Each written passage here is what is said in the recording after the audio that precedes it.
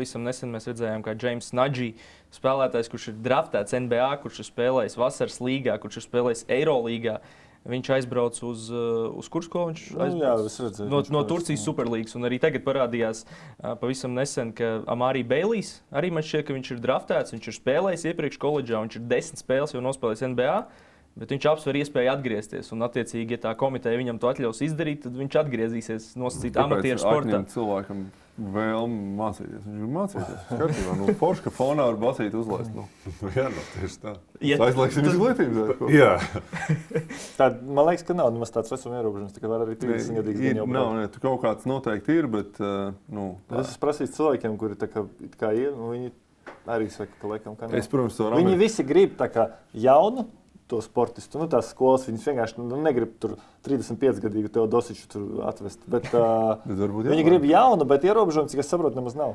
Nē, Tev nevar aizliegt mācīties, vismaz sociālajos tīklos runā par to, ka Lebronam vēl ir tie 4 gadi pieejami koledžā, tā kā teorijā tas ir iespējams. Tur tas viss ir kaut kā evolucionējies arī, es tiešām nezinu, jo viņiem arī tur par štatiem tie noteikumi atšķirās. NCAA nav nemaz tāds viengabalains monolīts organizācija, kur viss notiek tā, šitā pasaka. Nosacīts stingrs nolikums kaut kāds, ja? Un es atceros, kādreiz vienmēr, tad, kad es 7 gadus pa aģentu strādāju, vienmēr bija, visi arī treneri teica, ka jābūt ir attālumam, ne vairāk kā 1 tukšs gads no pēdējās reizes, kad tu kaut izglītības iegūst, piemēram, mācījies kaut kur.